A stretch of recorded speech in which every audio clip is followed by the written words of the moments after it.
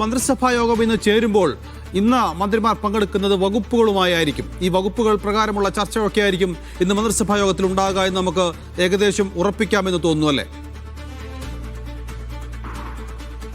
അതെ, ഈ വകുപ്പില്ലാത്ത മന്ത്രിമാർ എന്ന പരിഹാസം ഇനി അവർക്ക് കേൾക്കേണ്ടി വരില്ല. വകുപ്പുള്ള മന്ത്രിമാരായിട്ട് തന്നെയായിരിക്കും അവരെല്ലാവരും പോകുന്നത്. അതിനകത്ത് ധാരണയായിട്ടുള്ള കുറച്ച് വകുപ്പുകളെ ഉണ്ടായിരുന്നുള്ളൂ. ആ മന്ത്രിമാർ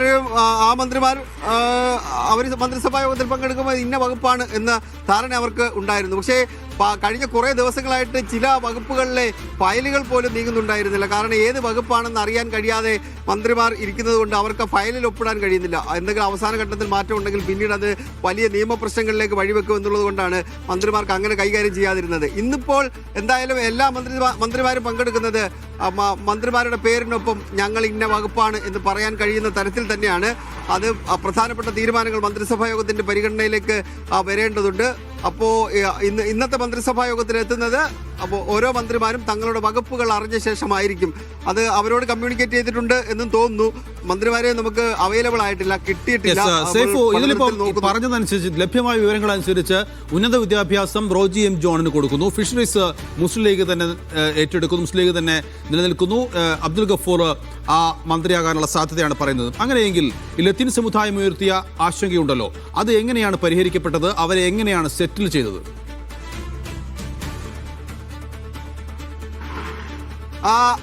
അത് ആ പ്രശ്നം അങ്ങനെ അത് വഴങ്ങേണ്ടതില്ല എന്ന നിലപാട് അദ്ദേഹം സ്വീകരിച്ചു എന്നാണ് നമുക്ക് ലഭിക്കുന്ന സൂചനകൾ, നൗഫൽ. കാരണം മുഖ്യമന്ത്രി നേരിട്ട് കണ്ടാണ് ആ പ്രശ്നപരിഹാരത്തിന് വേണ്ടിയുള്ള ശ്രമങ്ങൾ നടത്തിയത്. സത്യപ്രതിജ്ഞ ചെയ്ത ശേഷം ഉച്ചയോടുകൂടി തന്നെ ലത്തീൻ സഭയുടെ ആസ്ഥാനത്തെത്തി അവിടുത്തെ ബിഷപ്പ് തോമസ് ജെ നെറ്റോയെ അദ്ദേഹം നേരിട്ട് കണ്ടിരുന്നു. അദ്ദേഹത്തോട് ലത്തീൻ സഭ അവരുടെ ആശങ്ക പറഞ്ഞിരുന്നു. അവർ പറയുന്ന കാര്യം കടലറിയുന്നവർ ആ വകുപ്പ് കൈകാര്യം ചെയ്യണം എന്നുള്ളതാണ്. അതിന്റെ ന്യായം എന്താണെന്ന് നമുക്കറിയത്തില്ല. എന്തായാലും അങ്ങനെ ഒരു സമ്മർദ്ദം കോൺഗ്രസിന്റെ മുന്നിൽ ഉണ്ടായിരുന്നു. ആ സമ്മർദ്ദത്തിന് കോൺഗ്രസ് നേതൃത്വം വഴങ്ങുമോ ഇല്ലയോ എന്നുള്ളതായിരുന്നു ഒരു പ്രധാനപ്പെട്ട ചോദ്യം. പക്ഷേ വി.ഡി. സതീശൻ എടുത്ത നിലപാട് അങ്ങനെ ഒരു സമ്മർദ്ദത്തിന് വഴങ്ങേണ്ടതില്ല എന്നുള്ള നിലപാട് അദ്ദേഹം സ്വീകരിച്ചു എന്ന് തോന്നുന്നു. അതുകൊണ്ട് എങ്ങനെയാണോ നേരത്തെ തീരുമാനിച്ചത്, ഫിഷറീസ് ആണ് ലീഗിന് നൽകുന്നതെങ്കിൽ ഉന്നത വിദ്യാഭ്യാസം വിട്ടു നൽകാൻ വേണ്ടിയുള്ള തീരുമാനമെടുത്തിരുന്നു. ഉന്നത വിദ്യാഭ്യാസമായിട്ട് റോജി എം ജോൺ വരാൻ വേണ്ടിയുള്ള തീരുമാനമെടുത്തിരുന്നു. ആ തീരുമാനം നടപ്പാക്കാൻ വേണ്ടിയുള്ള അന്തിമ ഘട്ടത്തിലേക്ക് അത് ഇന്ന് രാവിലെയാണ് അത് എത്തിച്ചേർന്നത്. ആ വകുപ്പുകൾ അങ്ങനെ വിട്ടു നൽകേണ്ടതില്ല, അങ്ങോട്ടും ഇങ്ങോട്ടും എന്തെങ്കിലും തരത്തിലുള്ള ആരുടെയെങ്കിലും സമ്മർദ്ദത്തിന് വഴങ്ങിക്കൊണ്ട് സർക്കാരിന്റെ ആദ്യകാലത്തിൽ ഒരു സമ്മർദ്ദത്തിന് വഴങ്ങിയെന്ന് തോന്നലുണ്ടാകേണ്ടതില്ല എന്ന നിലപാട് വി.ഡി. സതീശൻ സ്വീകരിച്ചിരുന്നു. അതിന്റെ അടിസ്ഥാനത്തിലാണ് അങ്ങനെ ഒരു സമവായത്തിലേക്ക് എത്തിയത് എന്ന് തോന്നുന്നു. അവിടെയും ഒരു ചോദ്യം നിലനിൽക്കുന്നുണ്ട്. ഇപ്പോൾ ലത്തീൻ സഭയെ അങ്ങനെ എങ്ങനെ ഒരു സമവായത്തിന്റെ പാതയിലേക്ക് എത്തിച്ചു എന്നുള്ള ചോദ്യത്തിനുള്ള ഉത്തരം നമുക്ക് എന്തായാലും വരും സമയങ്ങളിൽ നൽകാം. ഇപ്പോൾ നമുക്ക് അതിന്റെ കൂടുതൽ വിശദാംശങ്ങൾ ലഭ്യമായിട്ടില്ല എന്നുള്ളത് കൊണ്ടാണ്.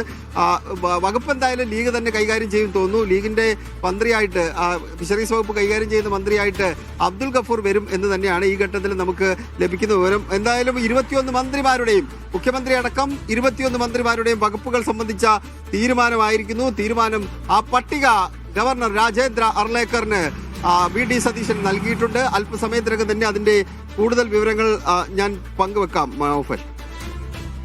യെസ്, അങ്ങനെ മന്ത്രിമാരുടെ വകുപ്പുകൾ ആയിരിക്കുന്നു. ആ വകുപ്പുകൾ ഏതൊക്കെയെന്നുള്ള വിവരങ്ങൾ നമുക്ക് ലഭ്യമായി തുടങ്ങുന്നതേയുള്ളൂ. ഗവർണർക്ക് അത് കൈമാറിയിട്ടുണ്ട് മുഖ്യമന്ത്രി. ഇനി ഗവർണർ അതിൽ വിജ്ഞാപനം പുറപ്പെടുവിക്കേണ്ടതുണ്ട്, ഗസറ്റിൽ പബ്ലിഷ് ചെയ്യേണ്ടതുണ്ട്. ഏതായാലും വളരെ പ്രധാനപ്പെട്ട ഒരു തർക്കം നിലനിന്നിരുന്നത് ഉന്നത വിദ്യാഭ്യാസ വകുപ്പ് ആര് എന്നുള്ളതായിരുന്നു. അത് മുസ്ലിം ലീഗിൽ നിന്ന് ഇപ്പോൾ കോൺഗ്രസ് ഏറ്റെടുത്തിരിക്കുന്നു. റോജി എം ജോൺ ഉന്നത വിദ്യാഭ്യാസ മന്ത്രിയായി അധികാരമേൽക്കും. അതോടൊപ്പം തന്നെ ഫിഷറീസ് വകുപ്പ് മുസ്ലിം ലീഗിലെ വി അബ്ദുൽ ഗഫൂർ ായിരിക്കും എന്നാണ് ഇപ്പോൾ ഏകദേശം നമുക്ക് ലഭിക്കുന്ന വിവരങ്ങൾ അനുസരിച്ച് പറയാൻ സാധിക്കുക. അതോടൊപ്പം തന്നെ അറിയേണ്ടുന്ന ഇനി ഒരുപാട് കാര്യങ്ങൾ കൂടിയുണ്ട്. അതിൽ ഏറ്റവും പ്രധാനപ്പെട്ട ഒന്ന്, മുഖ്യമന്ത്രിയുടെ നിയമവകുപ്പ് അദ്ദേഹത്തിൽ തന്നെ തുടരുമോ അല്ലെങ്കിൽ അത് മറ്റൊരു മന്ത്രിയിലേക്ക് മാറുമോ എന്നുള്ളതാണ് ഇതിൽ ഏറ്റവും പ്രധാനപ്പെട്ട ചോദ്യം. വേറെയും ചില ചോദ്യങ്ങൾ അവശേഷിക്കുന്നുണ്ട്. ദേവസ്വം വകുപ്പ് ആർക്കാണ്? കെ മുരളീധരന് തന്നെയാണോ അല്ലെങ്കിൽ മറ്റാർക്കെങ്കിലും ആ വകുപ്പ് കൈമാറുമോ? സ്പോർട്സ് ആരിലേക്കാണ് ചെന്നെത്തുക? ഈ ദേവസ്വം വകുപ്പിന് പകരം കെ മുരളീധരനിലേക്ക് സ്പോർട്സ് എത്തുമോ എന്ന് തുടങ്ങിയ ചോദ്യങ്ങളൊക്കെ അവശേഷിക്കുന്നുണ്ട്. ഏതായാലും ഇതിലൊക്കെ വ്യക്തമായ വിവരങ്ങൾ ഇനി വരാനിരിക്കുന്നതേയുള്ളൂ.